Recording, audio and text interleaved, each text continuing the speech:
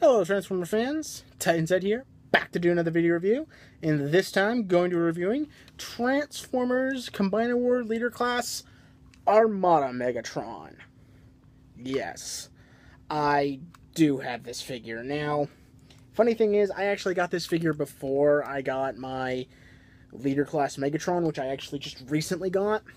It's because everywhere I went, online, Toy Crazy, Toys R Us, Target, Walmart, they all got nicked the moment they hit the floor. Like at Toy Crazy, where I got this guy, great place by the way, they don't pay me to say that. They said that the two they got ordered in were already saved for two people already before the shipment showed up. So yes, that's how hard it was to get this one. This guy seems to be showing up like cancer everywhere. But oh well. I'm not gonna say it's perfect. It has all the flaws of this Megatron, but it does try to have its own identity, at least paint scheme wise.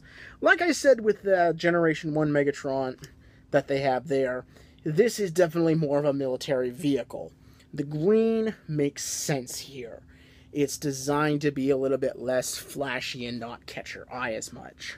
I can't talk too much about the plating there, but I'd imagine it's probably some kind of protective plating to prevent damage to something important. Though I do believe that is a signal of rank for the person in charge. And that is, I think, accurate to something the original Armada Megatron figure has, at least paint scheme-wise. So is that the Decepticon symbol. Now, probably a lot of you are wondering why Dragstrip's blade is sticking out the top here.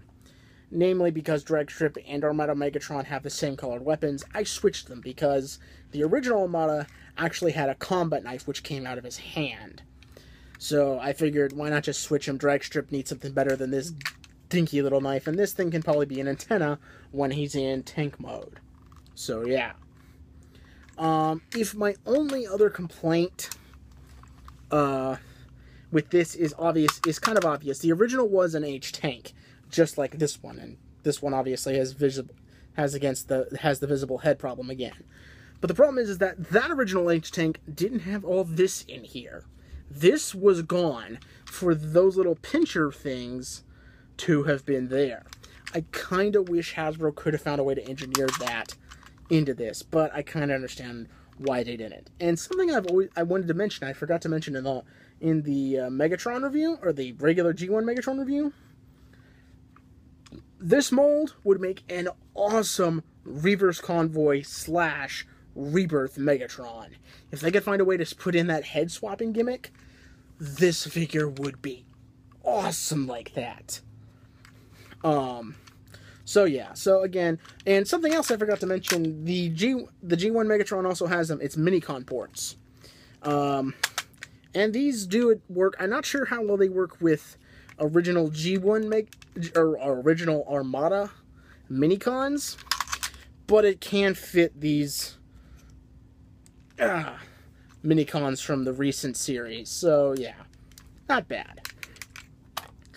I kind of wish it did come with came with a Leader 1 from Armada, something like that. Heck, I'd take a repaint of this thing as a Leader 1, but oh well, what you gonna do? So he pretty much transforms the same. As far as I can tell with this version of Megatron, Armada Megatron, his history is, I wouldn't say identical to G1 Megatron, because I don't think he was ever a freedom fighter. I think he was just a straight-up despot from the get-go. Now, the basic story to Armada is that both sides, Autobots and Decepticons, find these Minicons. They supercharge their powers, and the Autobots eventually realize that the Decepticons are enslaving any Minicon they can find, because the Autobots are obviously peacekeeping and, believe that freedom is the right of all sentient life, choose to help the Minicons get away from Cybertron, and they end up on Earth. Eventually getting reactivated by a bunch of little humans, and the story continues from there. That's the basic gist of Armada. So, this is Megatron. Now, I do transform him slightly different from the instructions. Whereas the original Megatron's backpack is folded up like this, I leave this one a little bit more opened and pushed up, as it kind of reminds me of his kind of original shoulders, where his tank treads were up on the top. I can't really recommend this figure to most fans, namely because most fans don't like the Armada Megatron for some reason. I can understand why. He is a bit of a kibbly mess, but I still thought he was a pretty cool figure, and that's one of the reasons I did settle on getting him at Toy Fever.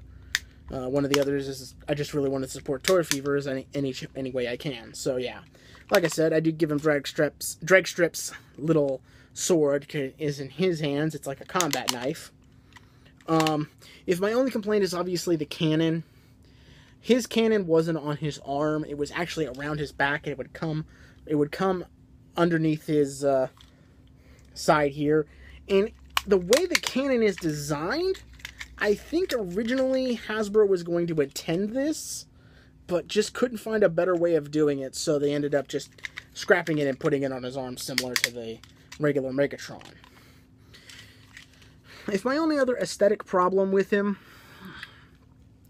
is his kind of devil horns, while his face is pretty much like the Armada head, his horns are way too small for my tastes.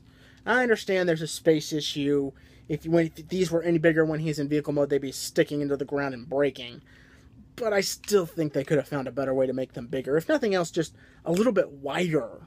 They just seem small compared to the original Megatron's kind of devil horns. But other than that, like I said, I think he's an okay figure. He's not a must-get. Not like this Megatron. If you can get him, I'd recommend getting him on, if you want to use some buy one, get one free sale, or buy one, get one 50% off, I'd recommend getting him that way, or getting him on clearance. Other than that, I really can't recommend getting him at all. He's just ostensibly a simple repaint and slight remold of a much better figure.